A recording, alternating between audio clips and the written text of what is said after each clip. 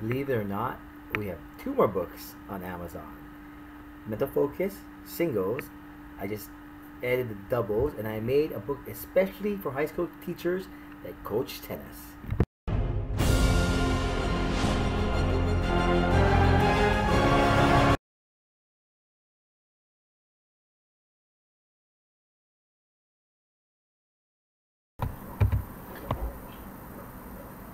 Let's assume you're playing double with your partner. You know each other, you establish the side you're playing on, you know each other's tendencies. What do you talk about in doubles? We're playing the finals. We know our opponents. We have a game plan. We're playing the forehand of player in blue, stronger, and we're playing the backhand. We're playing the other guy as much as possible. We're playing the backhand. It's a righty-lefty combo, and we discussed all this beforehand. We warmed up, play the yellow guy, serve the blue guy's forehand, and then we'll see how it plans out. Normally what happens is my partner hits ground strokes. I cut off volleys at net. But this is match number 5 or 6 in 2 days. Actually, for me, it's match number 10. And we don't talk when things work because you don't want to break the momentum. You pretty much only talk when things are going bad.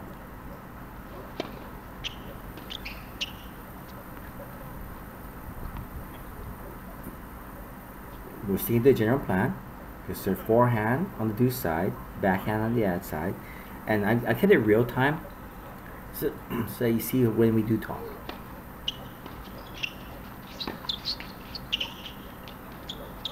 There's a lot of things happening out there, and I'm kind of surprised at foreign return how well it was. So we planned the next point out and talk to you to relax and refocus. Sometimes talking is a mental burden, so you don't want to over talk. You know, some people just talk a lot and just tiring to play like that.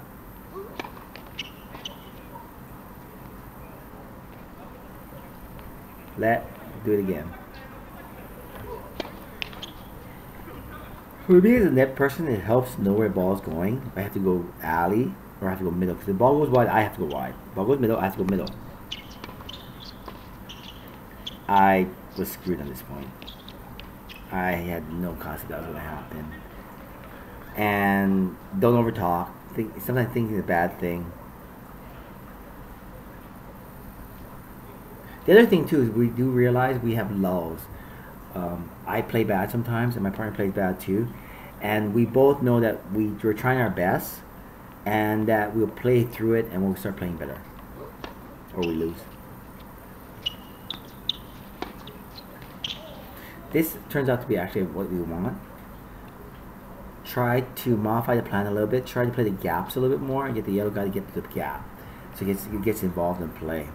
The problem with playing the gap is the blue guy might fill the gap. So you want to try to play the yellow guy as much as possible, but we have to make the yellow guy move. That's the key.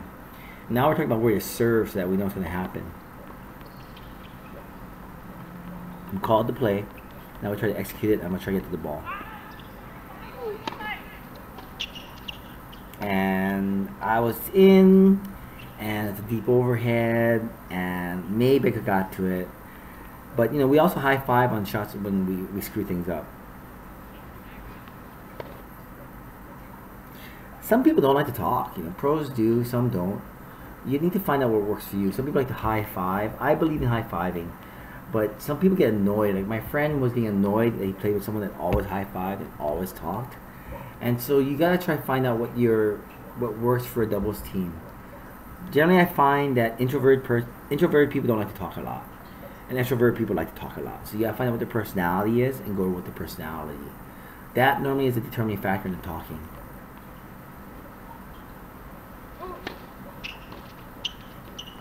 Some really good returns. This is a dumb shot. I forgot he's lefty. And I'm not pursuing the ball.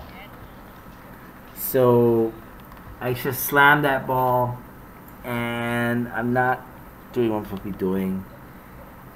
I'm just a little bit slow. There's too many matches. My legs are dead. I don't want to move. It's hot. 2 o'clock in the afternoon.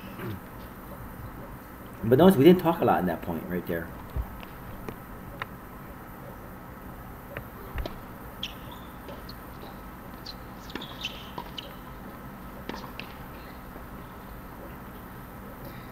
So we had a good game plan. We're not playing really well yet.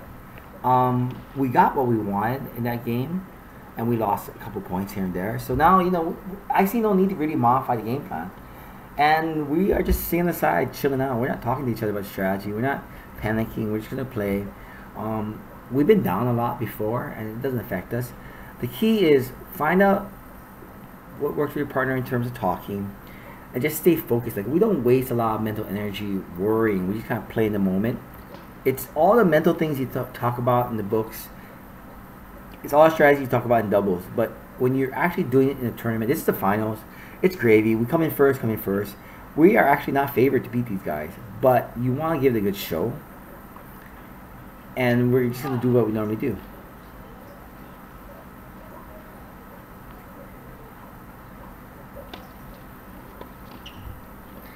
Just not moving my feet. I'm trying to stick to the game plan, but I'm not moving my feet. And it's just, I don't know what to say, man. Just watching the video and being there at the same time, just remember, like, why didn't that ball work? I was like, what's going on?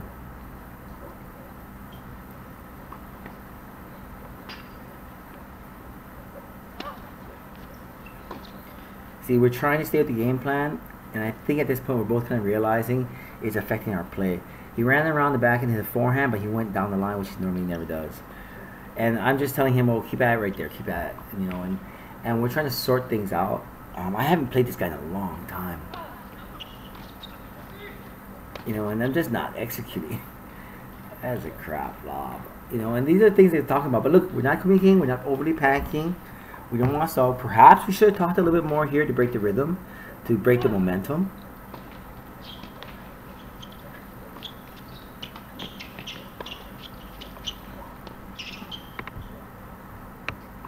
We're recovering slowly, get back into the point. I'm starting to make my own strategy. I'm starting to deviate from strategy. I'm starting to play the court more, and I'm not just trying to play one side. But look, there's not much chatting going on. They don't talk a lot either. Look, they're hardly talking. So you gotta find out what works for you. I mean, it's a very personalized thing.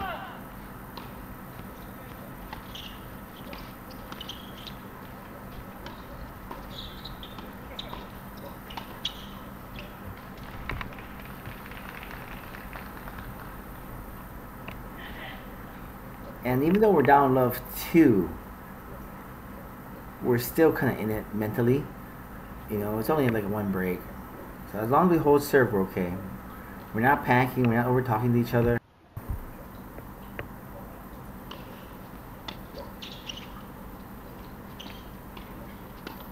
Sticking to the game plan.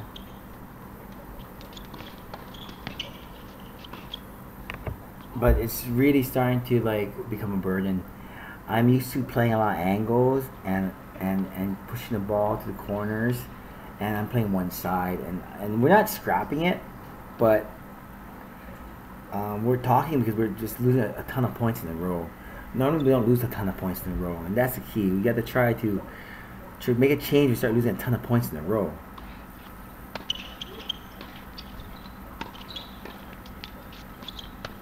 Playing really well.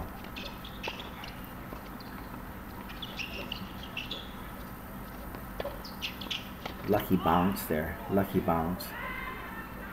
It kind of hurt us that we lost that point, because we are still going to go to the same basic strategy. We're going to play the guy on the left in the yellow. And I think at this point our strategy should have been play more to court. But notice my partner knows I ran out a lot in that point, and I'm dying and I'm tired. So now we're doing two things. We're talking to stall, and we're talking get my breath back and get back into the point, because he knows I ran a lot, and that makes me really tired, and it's really hot. Like 2:30 in the afternoon, it's like 95, 96 degrees, 8% humidity.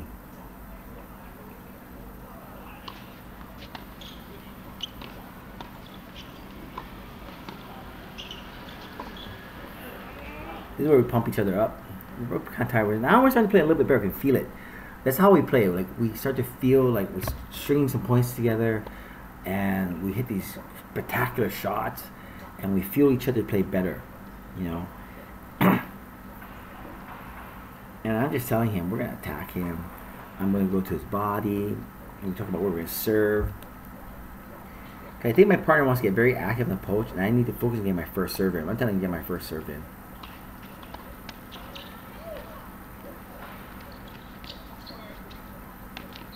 And we are lucking out to the max here. You know. But these things we just get lucky sometimes, you know. But it is a sunny day, and the sun's really bad on this side of the court. So now we just gotta try hold serve. Because you know, it's 2-0. We get to get this game. Once we get this game, we're in there. It'll be 2-1, and it's kind of like we're only down a break instead of 2. A lot of running going on.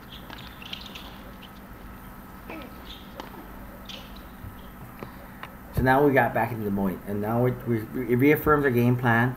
We're gonna stick to the game plan, make some small changes, but that's the pattern that you want to have when you're playing doubles. That we talk a little, but we don't talk a lot, and that we see they tried to con us like there was another point coming. I think they kind of did that on purpose, because there's no way they lost track of score. And you gotta talk to each other and make sure you know the score. You hear these things all the time: strengthen teamwork, go for good shots, have a plan, and work together. But my partner and I, when we play together, we play better together than we do with other people. And that's the key, because I think we go for good shots, and we enjoy playing with each other, and we reaffirm each other even when we miss. We high five, we talk. You know, we didn't play very well today in this match and in the first couple games, but we're still in it, and we're still fighting. And that's the key to a good teamwork. You want to find a good partner where it's fun to play, because the wins will come.